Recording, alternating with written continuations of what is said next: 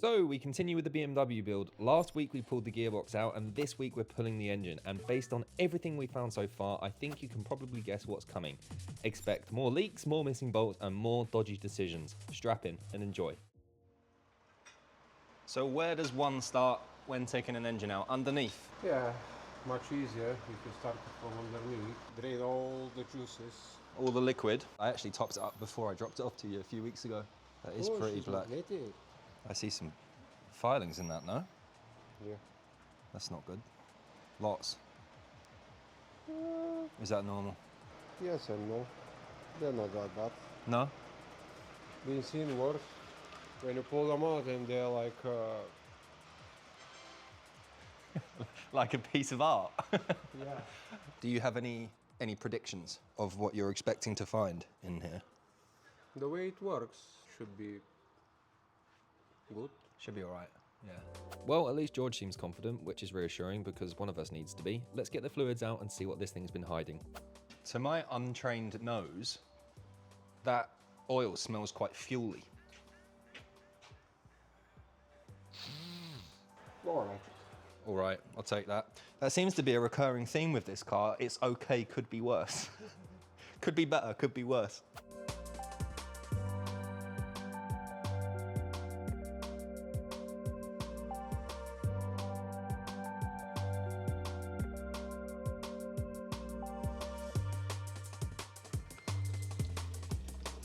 She's taking a piss.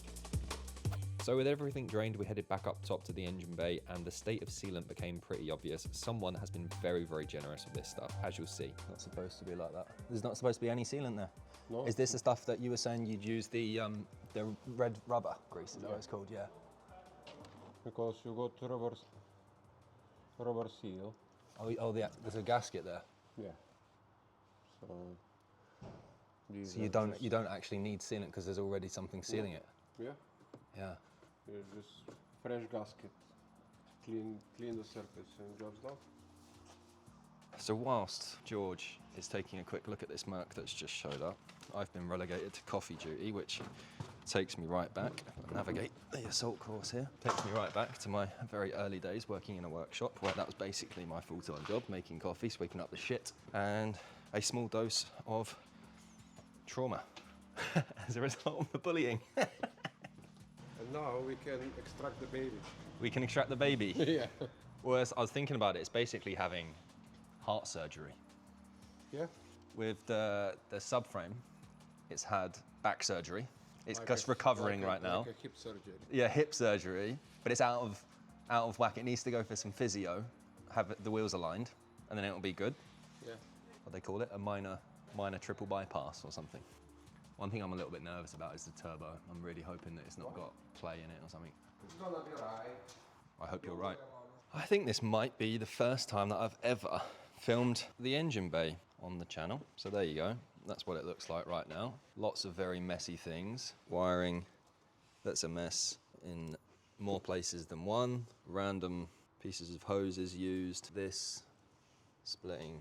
Absolute mess. Not a good look. So yeah, not exactly a show car under here, but that's the whole point. We're stripping it all out and doing it properly this time. Let the engine delete start. You're not throwing it in the bin, are you? The engine removal can begin.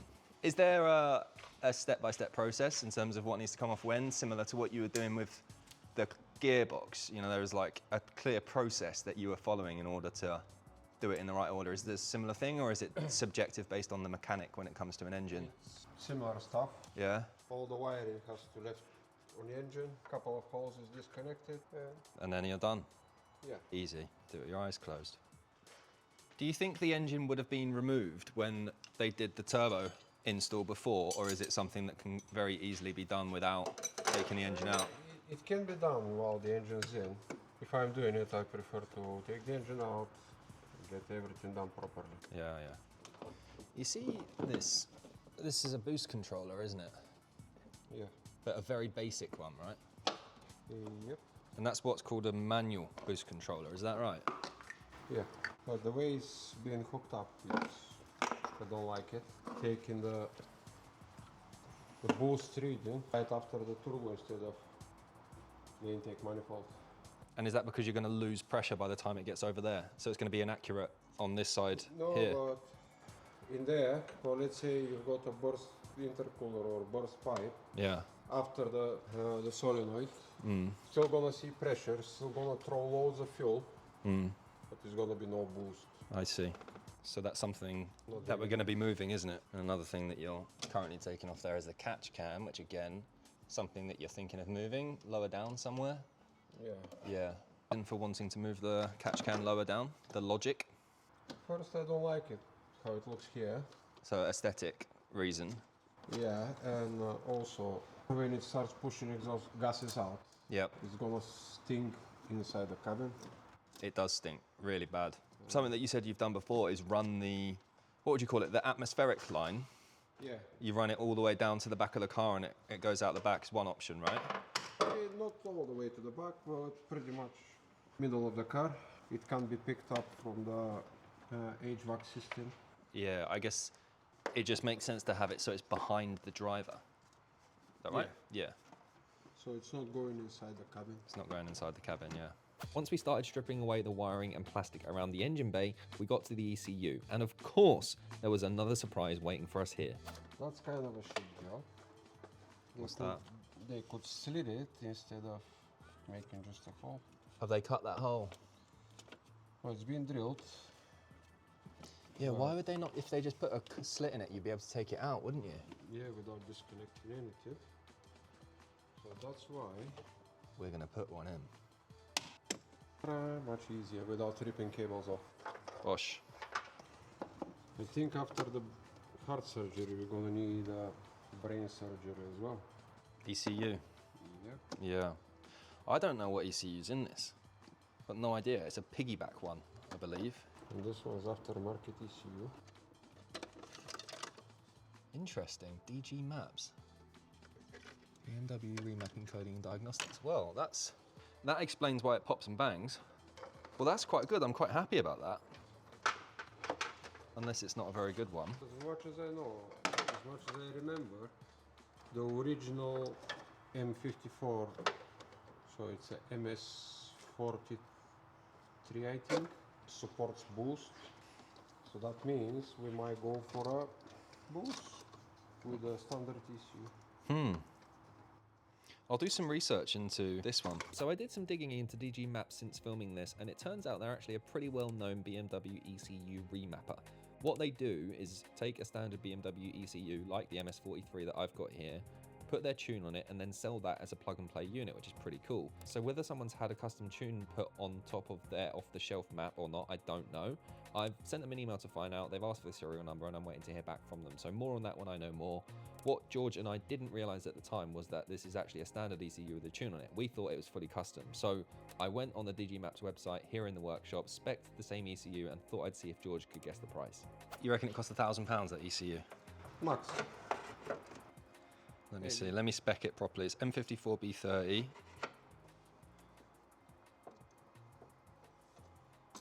Gearbox, manual, rev limiter, standard, fine. Crackle, yes, mine's got that. ICV delete, yes, it's got that. Anti-lag launch control, mine doesn't have that. 2 in stock. You said £1,000? Roughly, yeah. 190 quid. Yeah. It's cheap, isn't it? Yeah.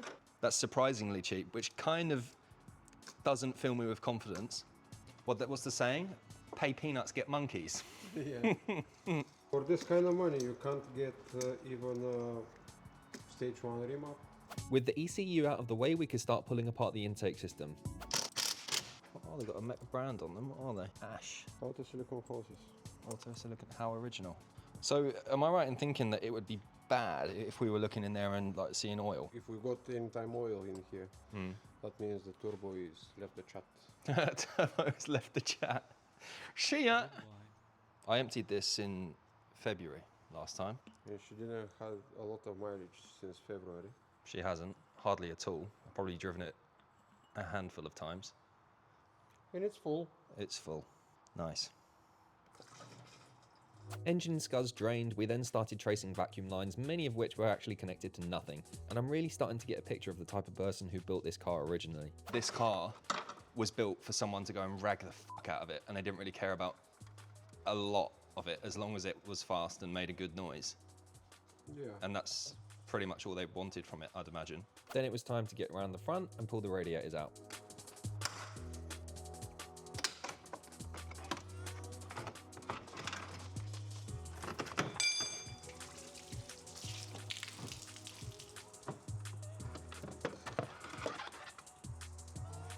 It's a bit tired, that. It's falling apart. Radiators out of the way, we could get to work on removing the auxiliary belt. And once that was off, George spotted something unusual about the engine block. Someone did delete the hooks for pulling out the engine. Oh, really? Why would they do that? Lightweight. But they left the aircon rad in there.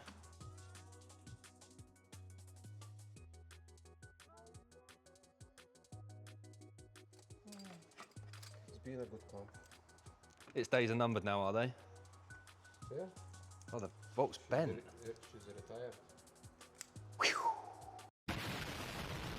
Pretty much the engine mounts left, we disconnected, and we got to pull up. And it's coming out, is it? Yeah.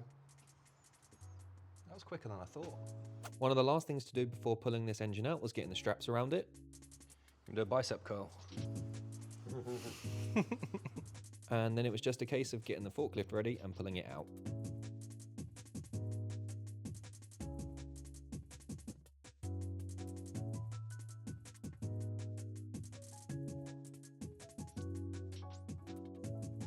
We're going back now. Yeah. When the bonnet's off and it looks like this, you're in. You are in the hole. Perfect.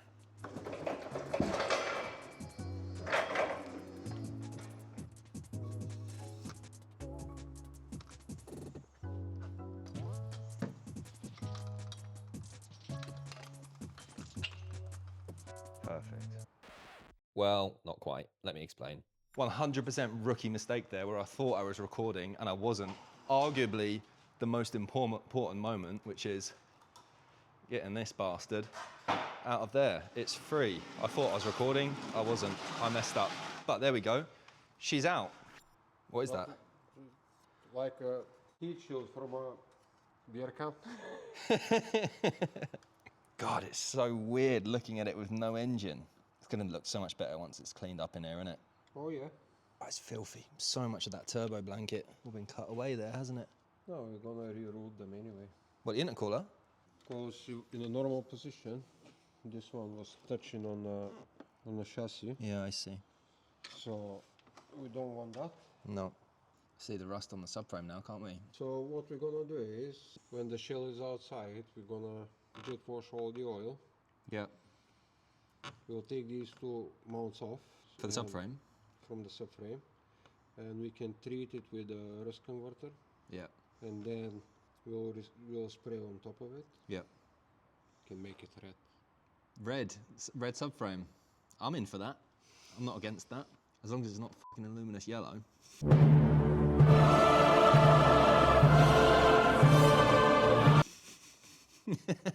It really does make so much sense to change the engine mounts, seeing as they're literally right there. Do you reckon that one is a polybush? It's just a very low quality one? Because I have seen some for sale which look very similar to that. For me, that looks like a normal rubber bush.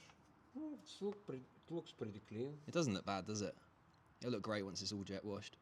I was thinking about looking into ice blasting, but I don't think it's bad enough for that. I think a jet wash should do fine here. Yeah, jet wash is enough. Oh, whilst we're here then, so that's the one that you're going to reroute, isn't it? Yeah. Yeah. Because it goes right near the exhaust. Yeah, so we'll take it off, and instead of going straight here, we'll go all the way down, across, and then goes towards makes the wheel. sense. That'd be quite a simple thing to do now that you taught me how to do hoses and lines and stuff. Yeah. You can do it. I'll do it. No one will believe me that I played a hand in removing the engine now because it's not recorded. Make sure you're recording it when we're putting it back in. Oh, I will. I'm not going to make that mistake again. I'll remind you.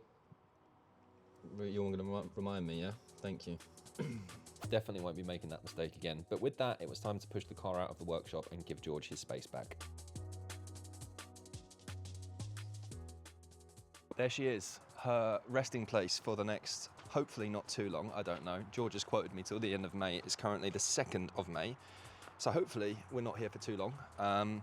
This is really, really, really exciting. It feels like a big, big, big milestone moment for me, which I'm absolutely buzzing about, because we can now get to work on stripping the engine and actually giving it the love, care and attention that it needs in order to bring it back to life and allow me to go out and blast it through the great driving roads that we've got near us here in Manchester over the summer months. I'm absolutely buzzing, as you can tell by my voice, genuinely ecstatic with this. It's been a long day, it's been some hard work, but I could not be happier about where we've got to. So next step, as I said, will be stripping down the engine, having a look at the head, figuring out what is done to it so far. I'm going to tidy up the workshop and then have a beer, I think. I think it's been well and truly deserved today. So thank you so much for watching. I hope that you've enjoyed this.